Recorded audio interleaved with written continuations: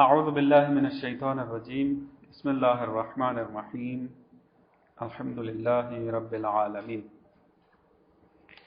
بحث ہماری عدل الہی میں شروع ہوئی تھی۔ پہلا درس جو بیان کیا اس میں مقدماتی بحثیں تھیں کہ جس میں عدل کے معانی پر گفتگو ہوئی۔ عدل کے 4 معنی ذکر کیے تھے۔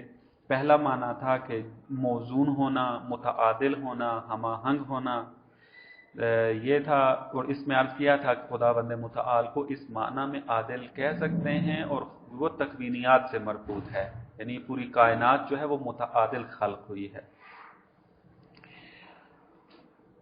اور دوسرا معنی جو ہے وہ تساوی کا تھا کہ تمام انسانوں کو یا تمام موجودات کو ایک ہی نگاہ سے دیکھنا، مساوات کی رعایت کرنا، یہ عدل کہلاتا ہے۔ عرض کیا تھا کہ عدل الہی کی بحث میں ہم اس تساوی کو اگرچہ عرفی نگاہ میں یہی معنی مد نظر رکھتے ہیں، لیکن یہ دقیق معنی عدل الہی کا نہیں ہے، چونکہ اکثر موارد ایسے ہیں کہ جہاں پر اگر مساوات کی رعایت کی جائے تو ظلم لازم آتا ہے، تو پس ہم اس کو قاعدہ کلیہ کے عنوان سے قبول نہیں کر سکتے خدا کے مورد میں۔ حتیٰ خود انسان کے مورد میں بھی یہ قاعدہ کلیہ کے عنوان سے ہم قبول نہیں کر سکتے، یعنی عدل بشری میں بھی اگر معنی کرنا چاہیں تو وہاں بھی اگر رعایت مساوات کا معنی کریں گے تو وہاں بھی ظلم لازم آ جائے گا۔ جیسے کہ مثال دی تھی، شاگرد متفاوت ہیں استعداد کے اعتبار سے، اسی طریقے سے مثلا اولاد جو ہے وہ فرق کرتے ہیں اپنی استعدادوں کے اعتبار سے، اپنے حسن اخلاق کے اعتبار سے۔ طبیعی بات ہے کہ وہاں پر اگر مساوات کی رعایت کی جائے تو ظلم لازم آئے گا۔ اسی طریقے سے تیسرا معنی جو ذکر کیا تھا کہ جس کو شہید مطہری رحمۃ اللہ علیہ نے عدل بشری کا نام دیا ہے، عدل بشری کا نام دیا ہے وہ ہے اعطاء ذی حق حقہ۔ معمولاً جو ہے وہ خداوند متعال کے مورد میں بھی یہی معنی کرتے ہیں جو تھوڑا بہت دقیق ہو کر سوچتے ہیں۔ وہ کہتے ہیں کہ انسان چونکہ کچھ حقوق رکھتا ہے اور خداوند متعال ان حقوق کو انسان کو عطا کرتا ہے، موجودات کو عطا کرتا ہے، اور یہ حق عطا کرنا جو کیا ہے وہ عدل ہے۔ آپس میں جو عدل کا معنی کلی طور پر درست ہے یہاں پر عدل بشری میں، یعنی یہ انسانوں کے مورد میں، جاندار کے مورد میں، یا جو بھی آپ لے لیں اس میں اگر آپ یہ معنی کلی طور پر کرنا چاہتے ہیں تو یہ معنی ٹھیک ہے، ہر صاحب حق کو اس کا حق عطا کیا جائے۔ لیکن خداوند متعال کے مورد میں ہم نے یہ کہا تھا کہ اس کو ہم اجرا نہیں کر سکتے، خداوند متعال کے مورد میں ہم عدل الہی کا معنی یہ نہیں کر سکتے۔ اس میں مشکل کیا ہے؟ مشکل ہماری خود یہ ہے کہ انسان حق نہیں رکھتا۔ اگر انسان حق رکھتا ہوتا تو پھر ٹھیک تھا، ہم کہہ سکتے کہ خداوند متعال بھی عادل اسی معنی میں ہے، لیکن انسان جو ہے خدا کے مقابلے میں کوئی حق نہیں رکھتا، بلکہ خدا ہے کہ جو انسان کے مقابل میں حق رکھتا ہے۔ چوتھا معنی جو کیا تھا، فرمایا کہ یہاں پر قابلیت و استعداد کو مد نظر رکھا جائے گا۔ اگر قابلیت اچھی ہے، جس کی جتنی قابلیت ہے اس کو اسی کے مطابق فیض عطا کرنا، جس کی قابلیت زیادہ ہے اس کو فیض زیادہ عطا کیا جائے، جس کی قابلیت کم ہے اس کو اسی ہی کے مطابق فیض دیا جائے، کیونکہ اس سے زیادہ دیا جائے گا تو فیض کا ضیاع ہے، اور جو چیز ضائع کرتا ہے وہ ظالم شمار ہوتا ہے۔ جیسے مثال دی تھی، گلاس میں اگر جگ جتنا پانی ڈالیں آپ آ کر تو ڈالنے والے کی مذمت کی جاتی ہے کہ تمہیں کس نے کہا تھا، تم دیکھ نہیں رہے تھے کہ یہ گلاس ہے، تم جگ جتنا پانی اس کے اندر ڈال رہے ہو، تو لہذا یہ ظلم کے مورد میں آ جاتا ہے۔ اور عرض کیا تھا کہ چوتھا معنی جو ہے وہ دقیق تر ہے، فلاسفہ اسی کو ہی ارادہ کرتے ہیں، لیکن کلام کے اندر بحث جو ہے وہ تھوڑی متفاوت اس اعتبار سے ہے کہ متکلمین جو عدل الہی سے معنی مراد لیتے ہیں کہ جو ہم پڑھیں گے جا کر آگے، وہ یہ کہ وہ یہ دیکھنا چاہتے ہیں کہ آیا خداوند متعال فعل قبیح کو انجام دے سکتا ہے یا نہیں دے سکتا۔ درست ہے؟ یہ والی بحث متکلمین کی مد نظر ہوتی ہے۔ اس پہ جانے سے پہلے متن کے ساتھ چلتے ہیں. انہوں نے جو 4 محور آپ کو بیان کیے تھے، ہمارا پہلا محور ختم ہو گیا ہے معانی عادل کے حوالے سے. دوسرا محور کیا تھا کہ افعال انسان کی تقسیم بندی ہے. اس میں صاحب کتاب یہ فرماتے ہیں کہ انسان کہ اگر افعال کو مد نظر رکھا جائے تو ان میں سے بعض ایسے افعال ہیں جو حسن اور قبح سے متصف نہیں ہوتے.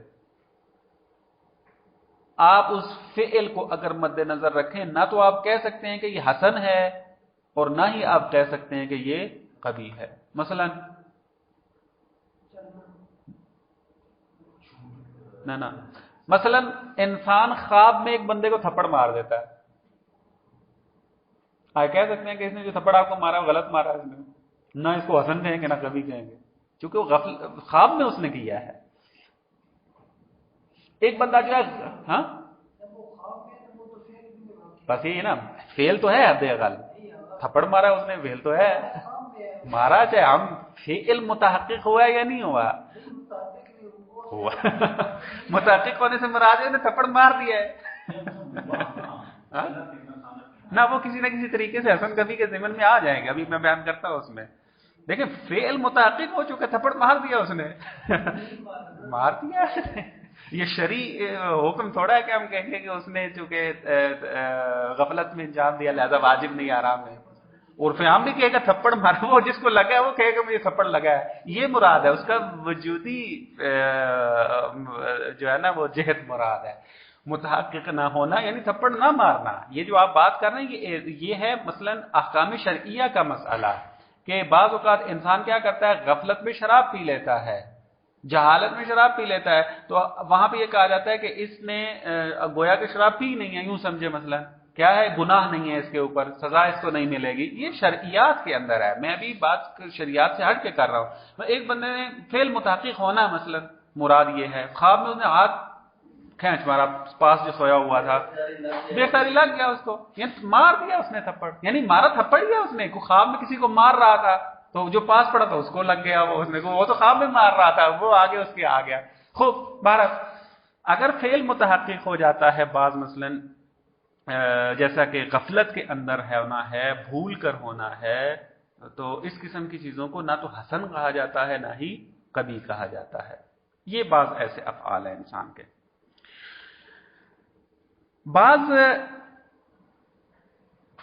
ایسے افعال ہیں کہ جو حسن اور قبح سے متصف ہوتے ہیں، یعنی جہاں کہاں ہے وہ، جہاں پر انسان اختیاری طور پر ایک فعل کو انجام دیتا ہے، شعور کے اندر دیتا ہے، اختیار سے انجام دیتا ہے. مثلا میں ابھی اٹھ کے آپ کو تھپڑ مار دیتا ہوں، مطلب ٹھیک ہے، یہ اب میرا اختیاری ہے، شعوری ہے، تو یہ حسن و قبح سے متصف ہو سکتا ہے. اب پھر ان کی پھر 2 قسمیں ہیں. وہ افعال انسان کے کہ جو حسن اور قبح سے متصف ہوتے ہیں، اس کی پھر آگے 2 قسمیں ہیں. اس حسن و قبح کو یا تو عقل درک کر سکتی ہے یا نہیں کر سکتی.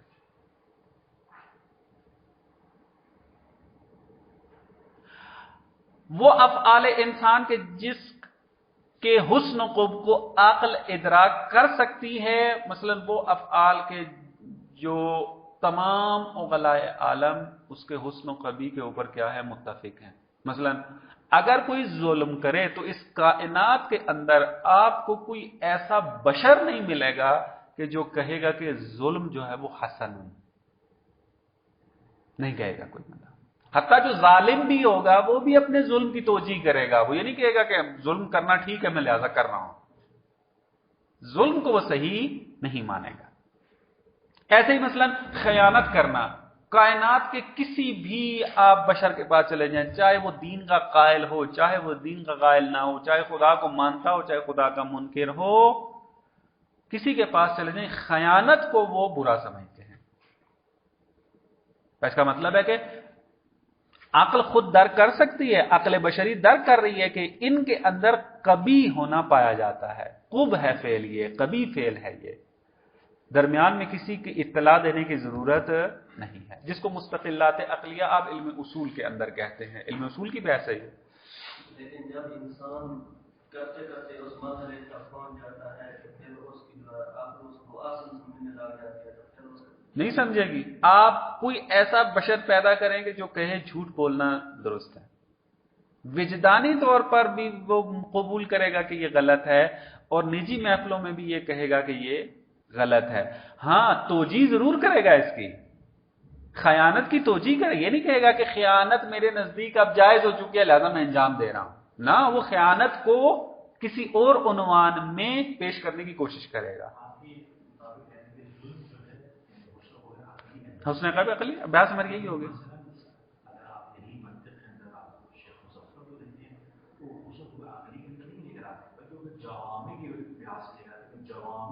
جی جی ایسے ہی اس کے اندر اصل مختلف مبانی ہیں، اس میں ہم نہیں جائیں گے.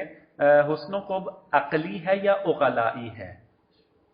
عقل اور عقلاء کے درمیان اختلاف ہے نا، یعنی آپ یہ نہیں کہہ سکتے جو عقلاء کہتے ہیں وہ عقل بھی کہتی ہے.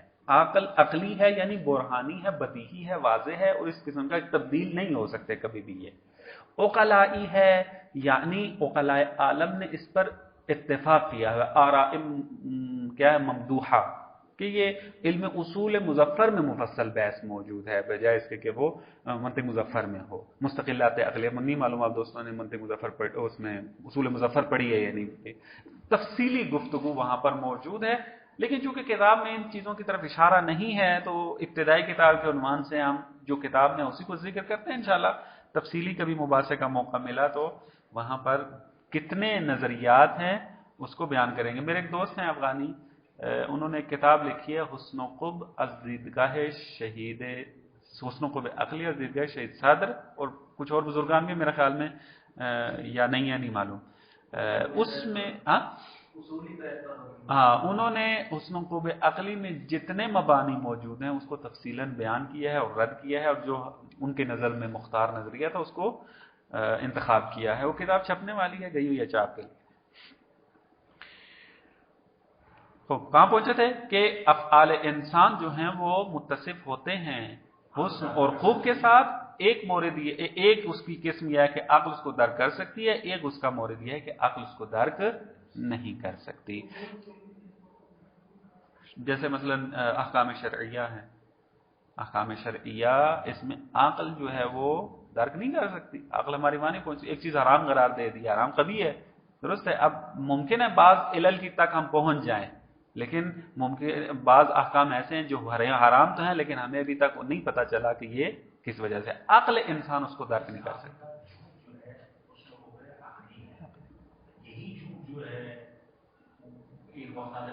وہ عنوان بدل جاتا ہے اس کا. تو یہ کون طے کرے گا؟ یہ تو شر جا کے بتا رہی ہے. جی تو یعنی یہ چیز ممکن ہے کہ شرعی ہو اور عقلی ہو. دیکھیں اس میں جو بحث کی جاتی ہے وہ یہ ہے کہ ہم کلی طور پر تمام مفاہیم اخلاقیہ کے بارے میں قائل نہیں ہیں کہ عقل اس کو درک کر سکتی ہے، تمام افعال کو کلیت کے قائل نہیں ہیں، بلکہ ہم فقط اتنا ثابت کرنا چاہتے ہیں کہ عقل انسان میں قدرت ہے کہ بعض افعال کے حسن و خوب کو درک کر سکتی ہے. اب اس میں اختلاف ہے کہ کس کس کو درک کر سکتی ہے.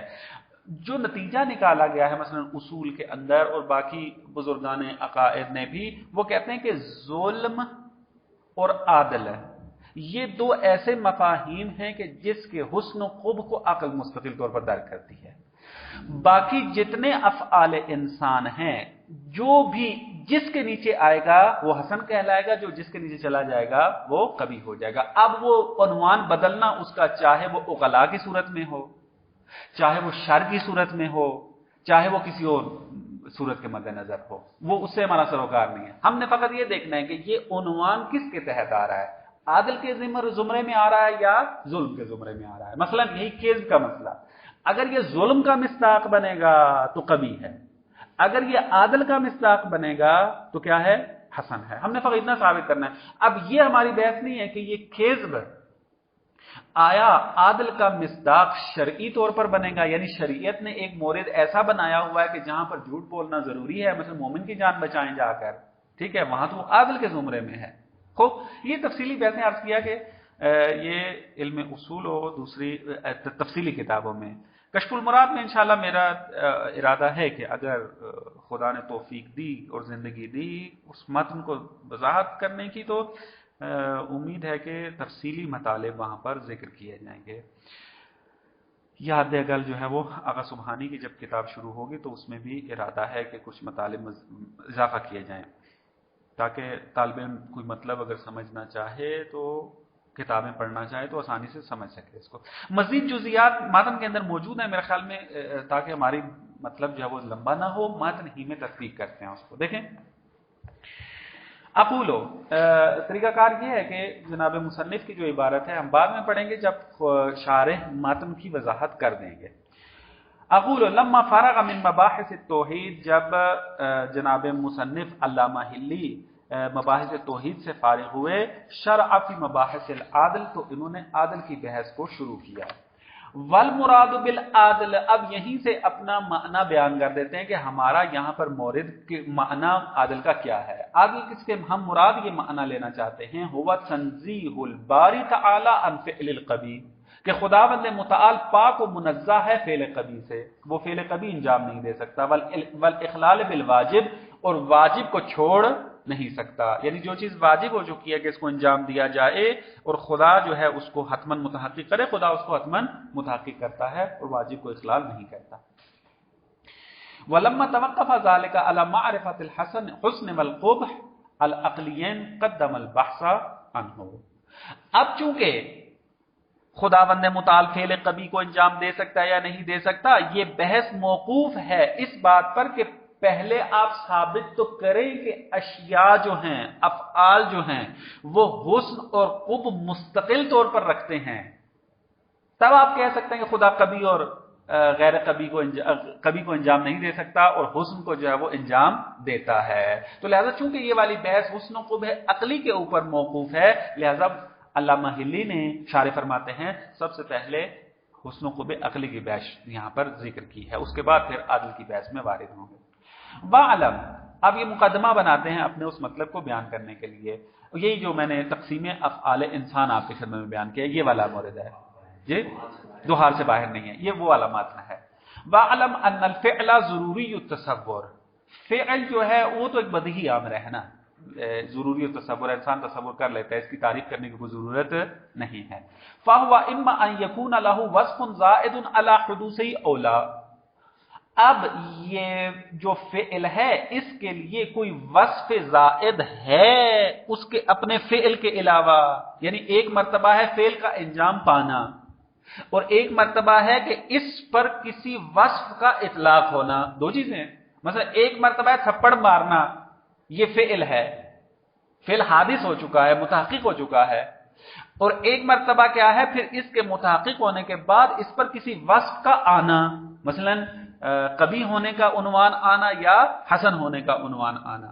تو یہاں پر یہ بات کرنا ہے، اما ان یکون لہ وصف زائد علی حدوثہ، یا تو اس کے حدوث یعنی اس کے فعل کے حادث ہونے کے بعد، فعل کے متحقق ہونے کے بعد وصف زائد ہے اس کے لیے، یعنی وصف زائد کیا مراد ہے، متصف ہو سکتا ہے حسن و قبح کے ساتھ یا نہیں، اولا یا نہیں ہو سکتا.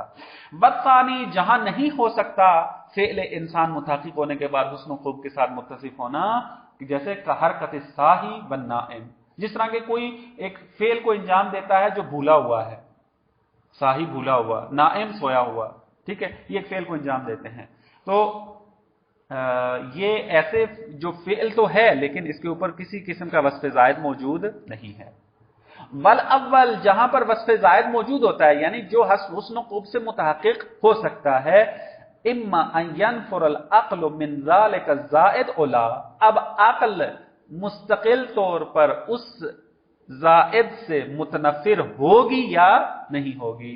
اس کو ہم فلسفی زبان میں کیا کہیں گے، عقل یا اس کو درک کر سکتی ہے یا نہیں کر سکتی. کوئی متنفر تبھی ہوگی کہ جب اس کو درک کرے گی، اگر درک ہی نہ کر پائے تو متنفر ہونے کا تو معنی ہی نہیں بنتا.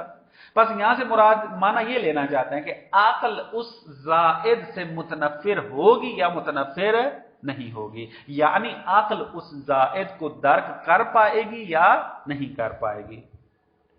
الاول هو القبیح، اگر عقل جو ہے وہ متنفر ہوگی اس کو کیا کہیں گے، कभी कहेंगे। और अगर आकल जो है वो मुतनफिर नहीं होगी उसका फिर बाद में जिक्र करते हैं।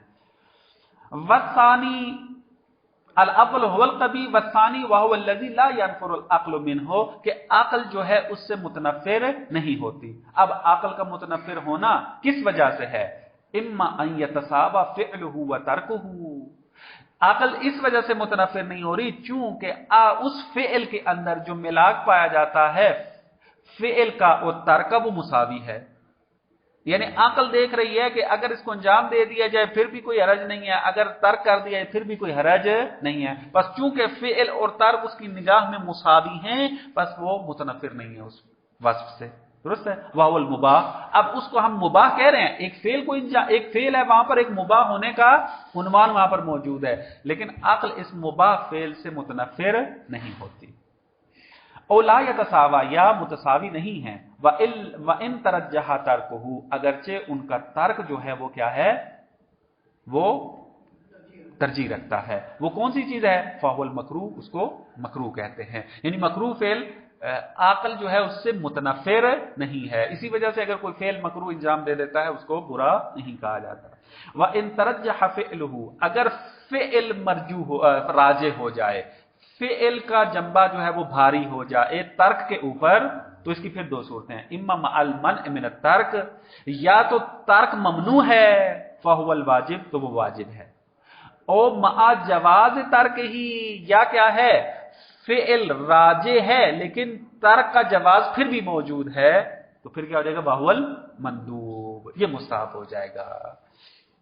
तो ये कब है कि जब अक्ल जो है वो क्या नाम है उससे मुतनफिर नहीं है, उसमें आकर इन्होंने इन 5 सूरतों को यहां पर बनाया है। और हराम में फिर आगे मुतनफिर हो जाएगी चूंकि शरई एतबार से उसके अंदर कबाहत मौजूद है, लिहाजा वो मुतनफिर होगी उससे। खूब, एक बहस यहां पर यह थी कि अब यहां पे तीसरा महवर जो आपको लिखवाया था 4 महवरों में से, क्या था? मानी हुस्नो खूब यहां पर बयान करते हैं। मानी हुस्नो खूब जो है यहां पर बयान करते हैं, मैं मुख्तसरन अर्ज कर देता हूं, बाकी तफसील इंशाअल्लाह कल अर्ज करते हैं। पहला माना जो यहां पर जिक्र करते हैं वो ये है कि अगर कमाल हो एक चीज के अंदर तो उसको कहते हैं ये हसन है, और अगर उसके अंदर नक्स पाया जाए तो उसको क्या कहते हैं? ये कबीह है। मतलब इंसान के अंदर अगर इल्म पाया जाएगा तो कहते हैं अल इल्मु हसनुन, यानी क्या माना? अल इल्मु हसनुन यानी कमालुन। यहां पर हसन का क्या माना करेंगे? कमाल का करेंगे। अल जहलो कबीहुन यानी क्या मुराद? यानी नक्सुन, जहल जो है वो नक्स है। बस हसन और कबीह का एक माना कमाल और नक्स का है। दूसरा माना क्या है? हर वो चीज के जो इंसान की तबीयत के मुताबिक हो और उससे लज्जत ले उसको कहते हैं ये हसनुन है, और जो उसकी तबीयत के मुनाफिर हो, उसकी तबीयत के साथ साजगार न हो और उसको उससे अलम का एहसास हो, दर्द का एहसास हो, उसको कहेंगे ये क्या है? कबीहुन है। जैसा कि मसलन दांत का दर्द इंसान की तबीयत के साथ साजगार नहीं है, बस दांत का दर्द उसके लिए क्या होगा? कबीह शुमार होगा। बस अगर आप किसी चीज को कहेंगे हसनुन तो उसका मतलब यह है कि ये उसकी तबीयत के मुताबिक है, ये यानी लज्जत व अलम, यानी आप यूं लिख सकते हैं। दूसरा माना है लज्जत व अलम, लज्जत यानी हसनुन और अलम यानी कबीहुन।